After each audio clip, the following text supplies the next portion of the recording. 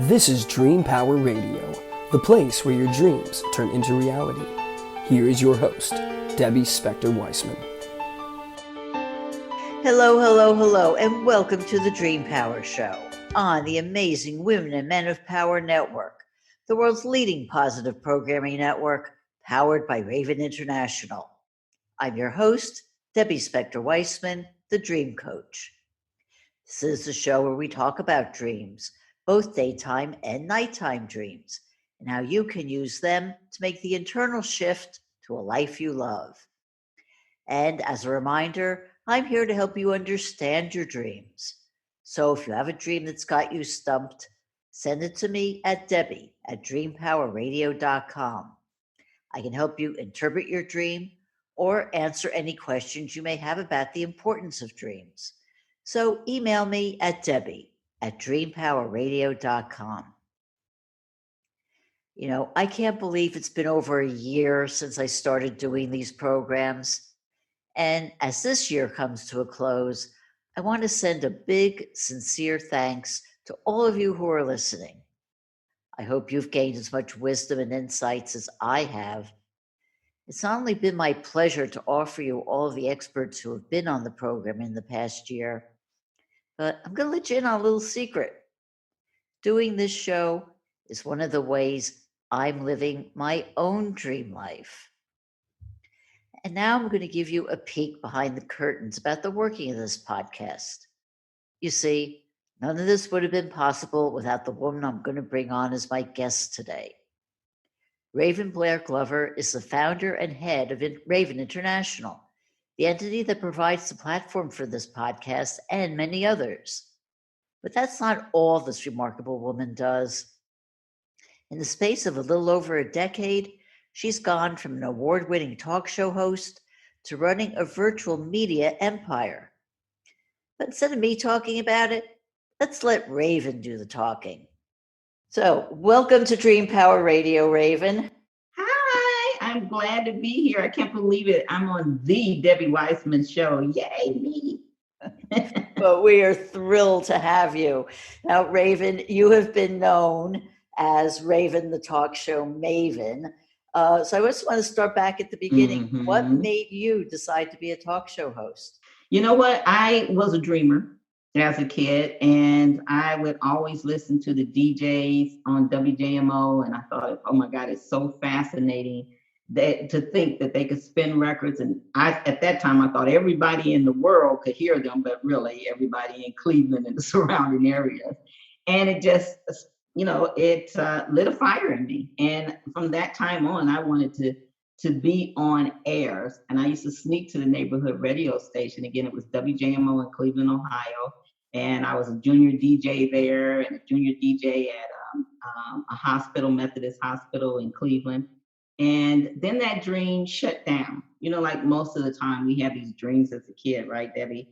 But then they shut down because of life happenings, all this stuff. And we're like, oh, that'll never happen.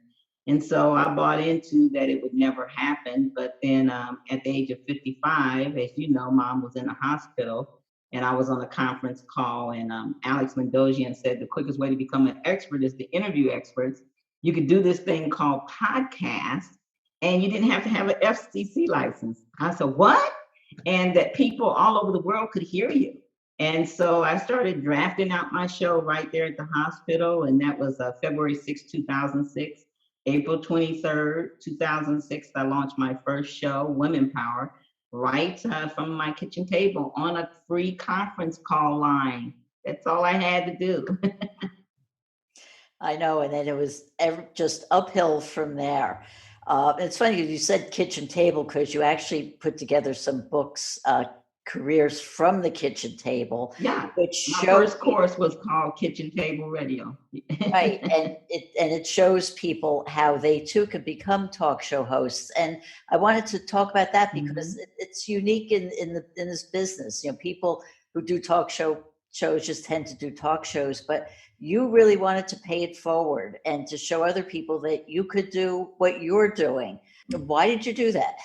Well, I wanted to show people that number one, they didn't have to have an FCC license like Alex said, and that even if they had no content at all, that Alex was 100% right, Debbie, that as long as you went out there and you found authors, speakers, and people that had already been there, done that, they knew their strategies and how they got to their success. If you would go out there and interview them, you would become a success by just kind of hooking your wagon to them.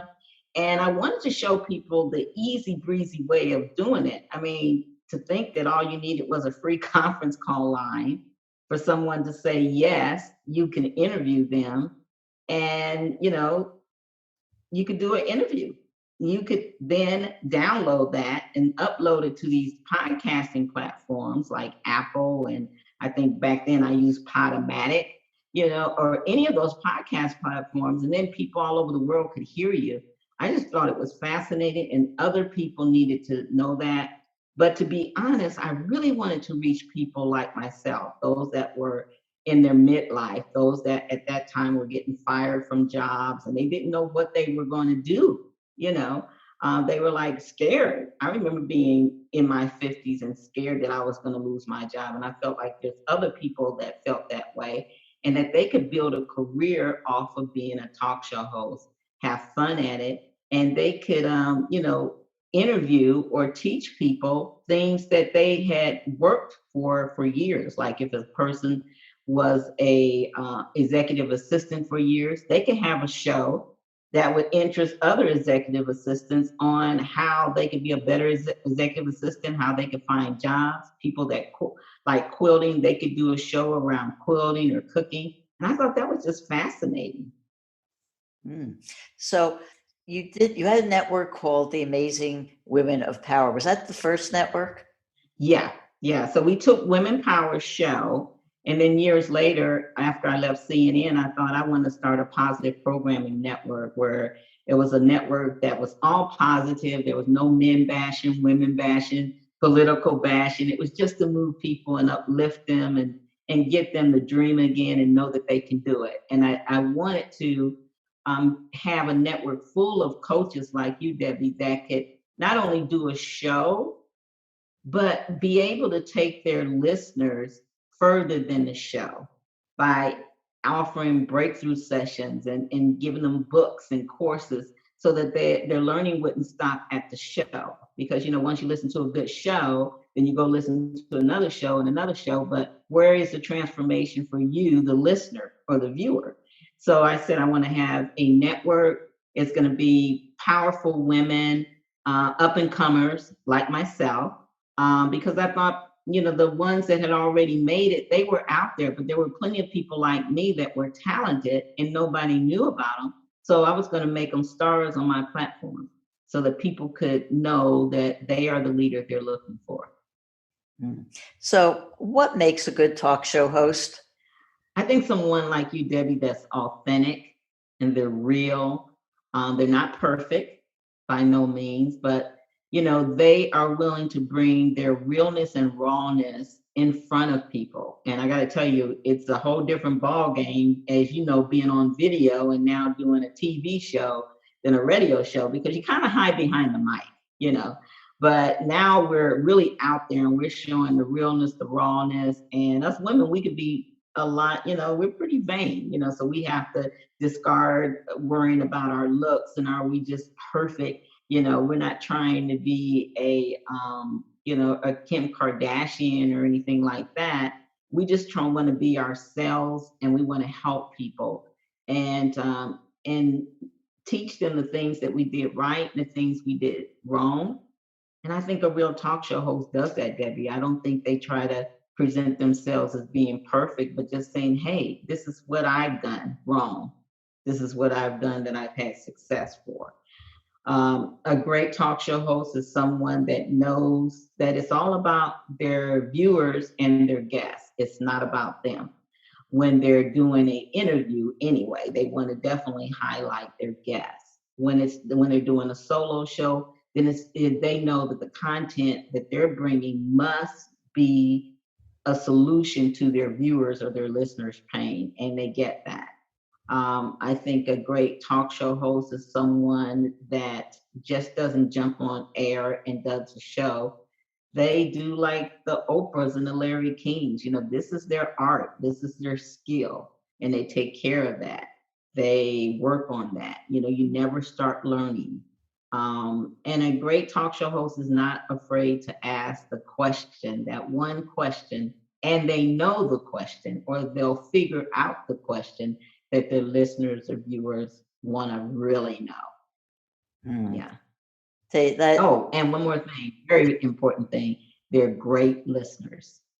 Well, you do have to listen because talking, it's the best thing is when it can be a conversation. I mean, sometimes you are just asking questions, getting answers, and asking questions and getting answers, and that could be interesting. That's fine, but when you can have a real conversation, I think the audience feels a real conversation. Yeah, it's kind of comfortable. Yeah. So, and I see that, and it's true. Absolutely. I love that the best, but like you said, there's times where I call the other interview more of a journalistic interview, because you ask the question, zip it, ask the question, zip it. It's not a lot of personality or entertainment. You just want the facts, and you're more reporter style. So yeah, there's times when you want to do that, but most of the time on a show like this, you just want to listen to two people have a great conversation around a topic that you want to find out more about, a topic that intrigues you. And so, yeah. Yeah, I think, for me, there are times when I do go back, because I was trained as a journalist many, many, many years ago. So I do go back to that, especially when I'm interviewing somebody that's a subject I'm interested in, but I may not know a lot about it. So I am asking questions because I want to know. I want to figure it out. And I know. And isn't that exciting to have your show and be able to choose who you want to interview and get the answers to the questions that you've always wanted to know? I know that's one thing that really excited me up front. I remember after I went through a divorce, a tough divorce, and I was in so much pain. I didn't have money back then, but I felt like, either I'm going to have to get someone to help me get through this difficult time, or I'm going to spiral down. I could just feel it because the anger was taking control of my body. It was like I didn't even know who this person was. I didn't even know that I had so much anger in me. And so I reached out to get help from people that were good in helping people get through divorces, helping them to move forward. And I had no money. So the only thing I could offer them was a free commercial and an interview. And get the questions I asked was just like what you said, Debbie. I asked the questions that I needed answers with. And I told them up front what I was going to do. And so they just said, send them the questions. And so I wrote the questions for things I wanted to know. And I still have that. And I teach my clients now, this is a great way for you to heal yourself or educate yourself in things you want to know. It doesn't have to always be about the viewer. You're doing the show. Take some time out and do some shows around a topic that you're hungry for. And the listeners or viewers can be a fly on the wall and listen in. It's true. I mean, this show is, based on dreams, but it's not just limited to the dreams we have at night. It's about, how we can live our dream life, and which opens up. That's why I was excited about being here. Right, which opens up the opportunities for people and me to talk about. And actually, a funny thing happened to me yesterday. I was driving to the gym and I was listening to a local talk show on, local radio out here where I live. And this woman came on, and I'm not going to tell you what she was talking about, but it was a fascinating topic for me. And I thought, I can work with this because it's not specifically about dreams, but it is dream related. And so after I got back from the gym, I looked her up and I emailed her. I asked her if she wanted to be on, and within an hour, I got a reply back. She's thrilled. So probably in February, you'll be hearing that interview that I'm going to be doing with her. Oh, wow. I can't wait. Which all became from, paying attention. But I want to move back to you for a second, get back to your career, because you are an award-winning talk show host, and you actually got a very, very special award, a Lifetime Achievement Award. So tell me what that was like. Yeah. Oh my God. The got a Presidential Lifetime Achievement Award signed by Barack Obama.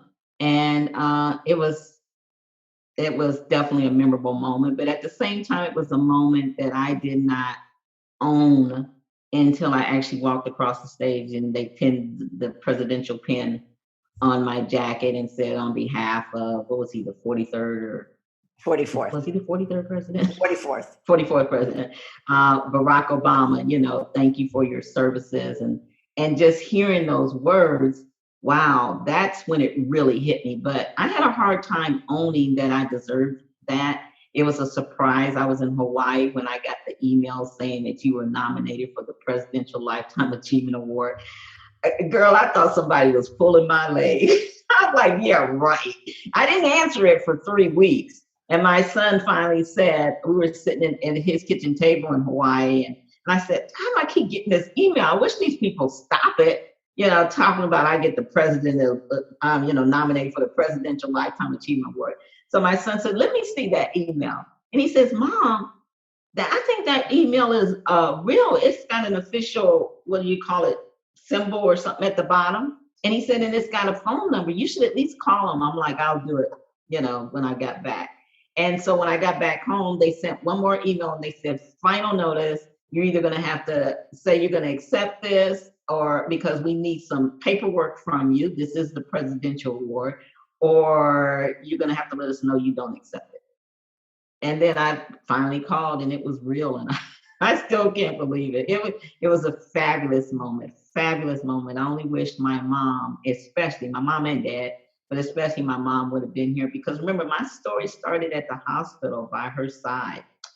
And, back then I was 55 years old, making $10 an hour, working 20 hours a week.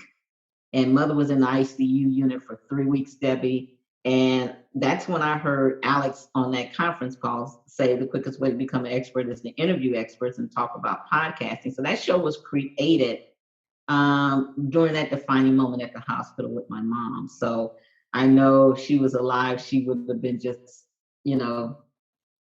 so happy I've gotten that award. And it's the awards of the awards for me, for sure. Well, I tell you, it's such a leap, to go from that hospital room and where you were at that point to where you are today. Could you have imagined it, sitting in that hospital room, that you'd be where you are today?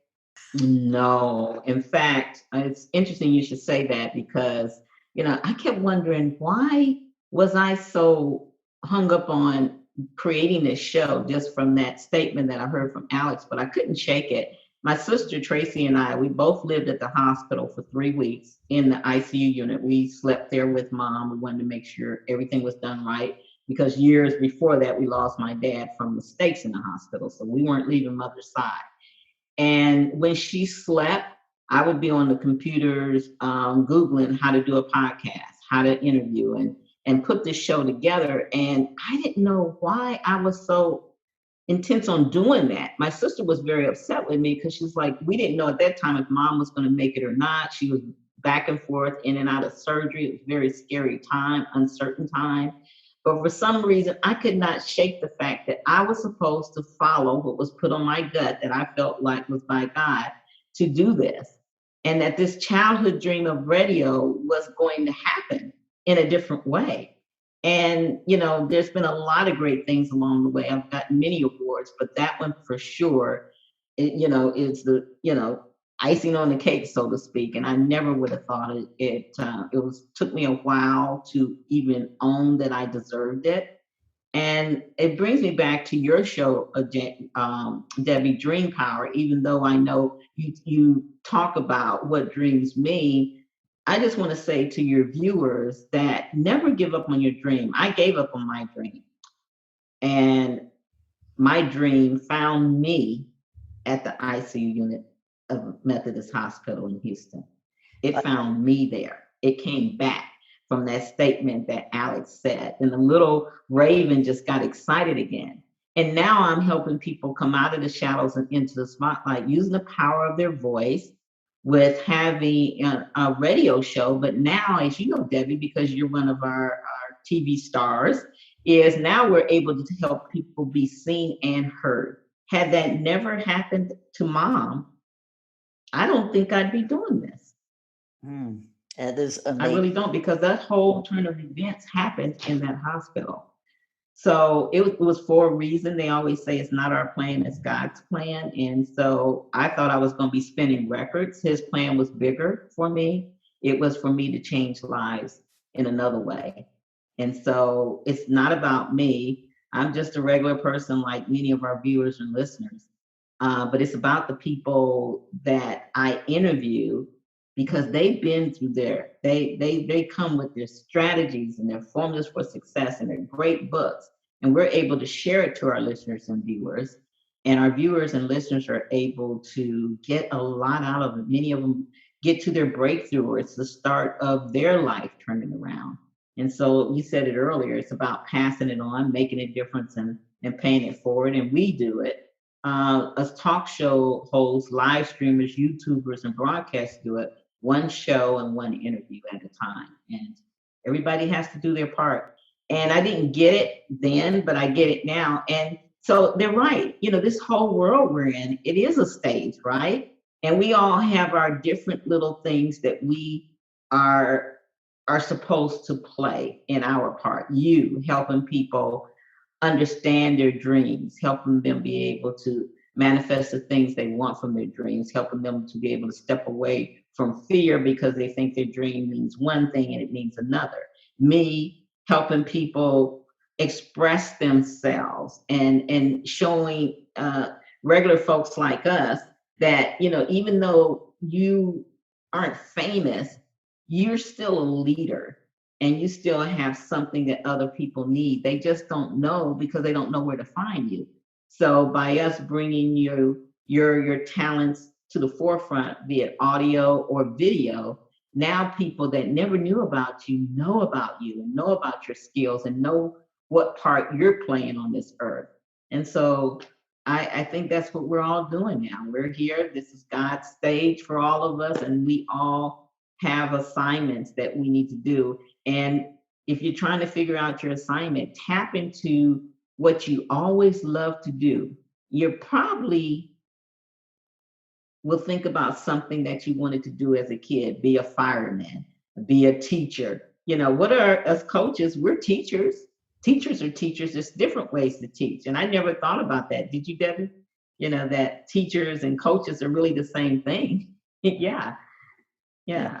So follow your dreams. That's all I got to say. And if you don't understand what they're about, this woman here can help you get. We have to take a short break here. Okay. This is Dream Power Radio. We're speaking with Raven Blair Glover, and we'll be right back. What do Thomas Jefferson, Elias Howe, and Paul McCartney have in common? They all understood the value of dreams, and as a result, the ideas, inventions, and creations from their dreams affect us to this day. What great ideas are you leaving on your pillow at night? Sign up for a complimentary consultation at my website, thedreamcoach.net, and discover why your dreams are a terrible thing to waste. Welcome back to Dream Power Radio with your host, Debbie Spector-Weissman. Yes, and welcome back to Dream Power Radio. I'm your host, Debbie Spector-Weissman, the Dream Coach, and we are speaking with the founder of Raven International, the talk show maven herself, Raven Blair Glover. And Raven, before the break, you asked me about my clients' dreams and if they come from childhood. Mm-hmm. And I guess the quick and easy answer would be yes and no. The dreams that they talk about, you know, are the dreams that they're having right now. But what they generally will uncover, and this is after, you know, diving into the dream, really getting to understand what it means, and most importantly, tying the dream back to what's going on in their life and seeing how the dream is giving them insight into what's going on in their life. It usually is dealing with, especially if it's an important dream, a big dream, it's dealing with some issue that became an issue in their childhood. Because so many things that are happening right now as adults are really just the same old thing that happened to us as a child carried forward because we never resolved them.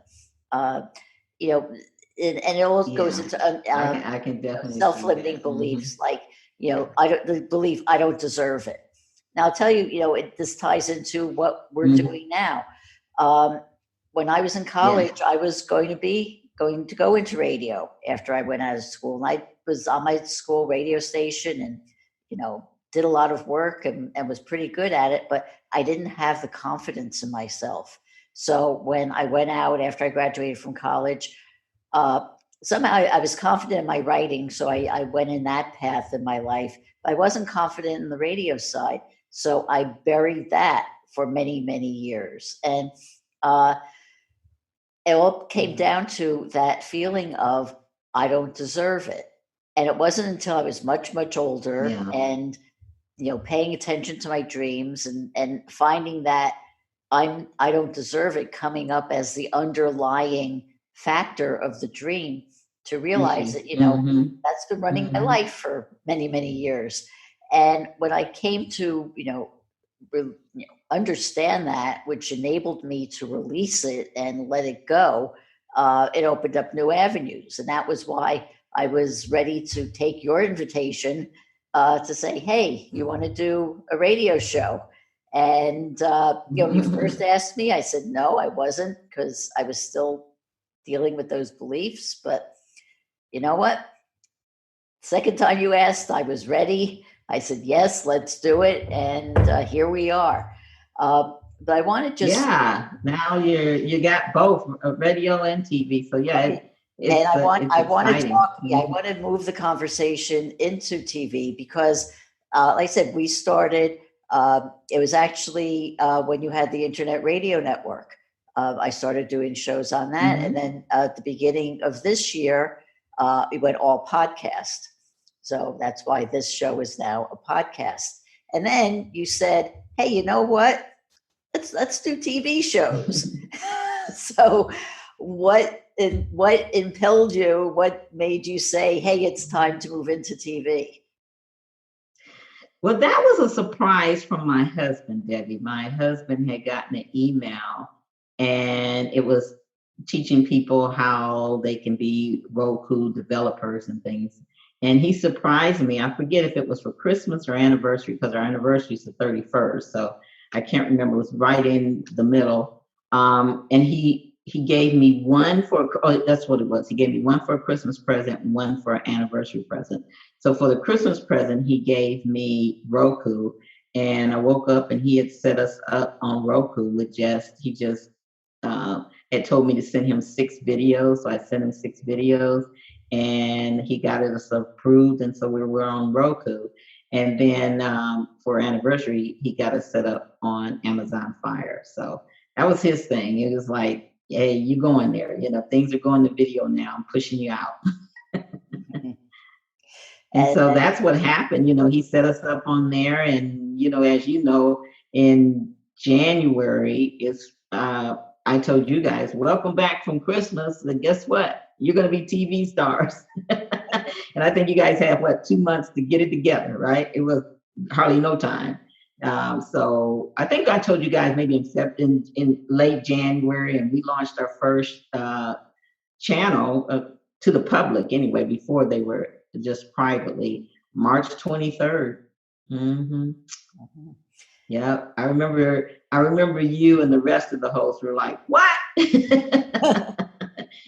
But here we are, and now we are licensed to have unlimited channels on Roku, Amazon Fire. We're still going through a lot to get on Apple, but we'll be on there before the end of the year, and Chromecast, and I think there's one other one. So this is just the beginning. And I love the fact that now the host can be not only heard, but seen and heard, and that we can offer that opportunity to people. And also, as you know, we're a full media company now. So broadcast and media company. So we do press releases, books, just about everything, PR campaigns, and can get people their own TV channels, not just their show, but their own TV channels.